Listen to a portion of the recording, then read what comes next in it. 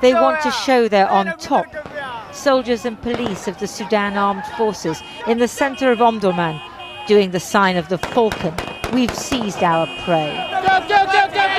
The aim is to demonstrate to us that they're back in control and that the people are happy to see them. But such triumphalism is premature.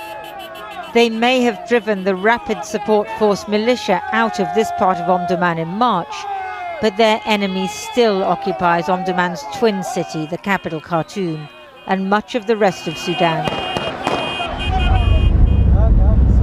We drive through a city of ruins. Imagine the shopkeepers, the people who lived here, the lives destroyed by this futile war. Families rescue a few belongings from looters.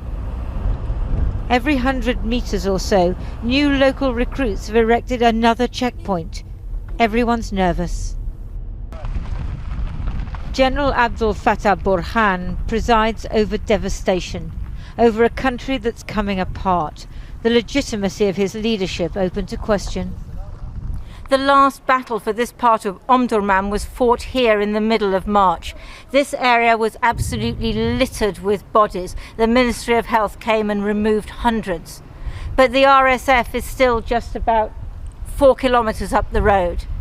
The battle for the capital of Sudan is not over yet. Walls that remain intact hide the greatest horrors. This house was owned by a poet who fled to Saudi Arabia. The RSF took it over, but they didn't just trash the place as they did elsewhere, but turned it into a torture or maybe execution chamber. They dug a pit and placed a pulley on an iron bar on the ceiling to hoist people up and suspend them. Rumours of what happened here spread.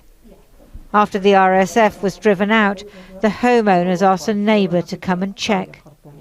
فدخلت هنا ما قدرت يعني اتخلعت من المنظر الموجود ده يعني أنا وصلت هنا الباب ويعني كنت في حالة بتاعت صدمة كده دي شنو دي الحاصل شنو فبعد ذاك جيت أخبرت شباب الحلة قلت لهم والله يا أخي في حاجة حاصلة كده غريبة يعني في البيت ده يعني من منظر الحديد والحفرة وكده يعني حاجة صعبة.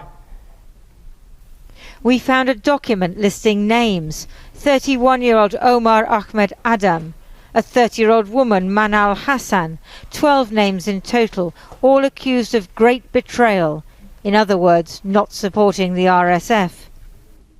And amongst the debris, mementos of the happy family who once lived here, who can never in their worst imaginings have predicted what would happen in their home. So there were really big battles here, yeah? Yes.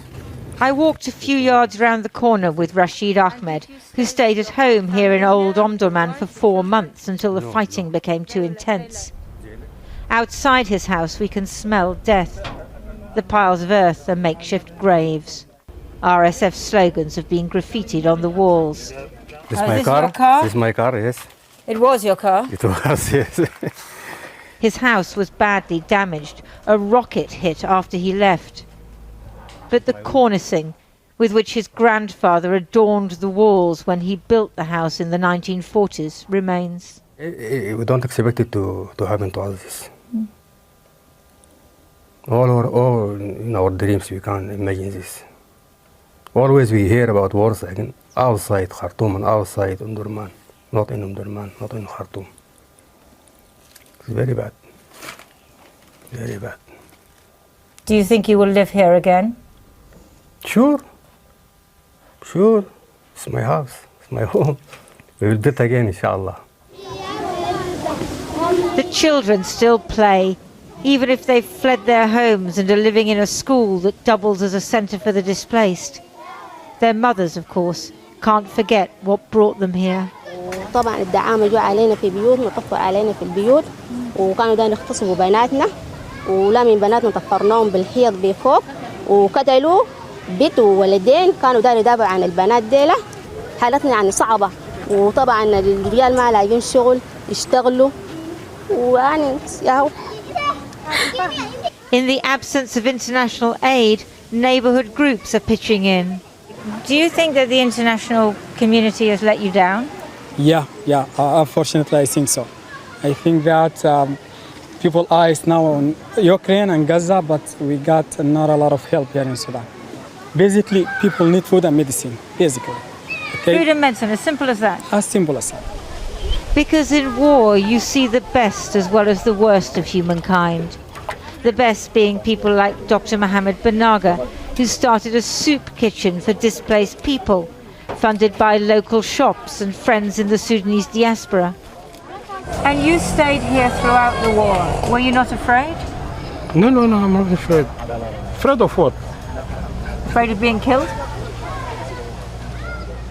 Man will die once, no? Not twice, once. This family just escaped Wad Madani to the southeast of Omdurman, where the RSF recently seized control.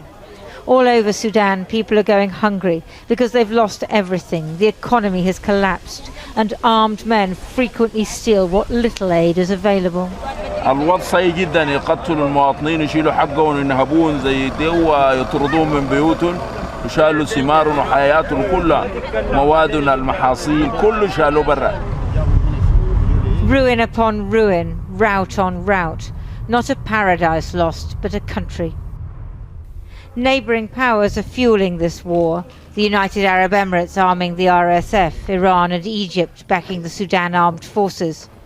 If the parties aren't forced to negotiate, what will be left of Sudan?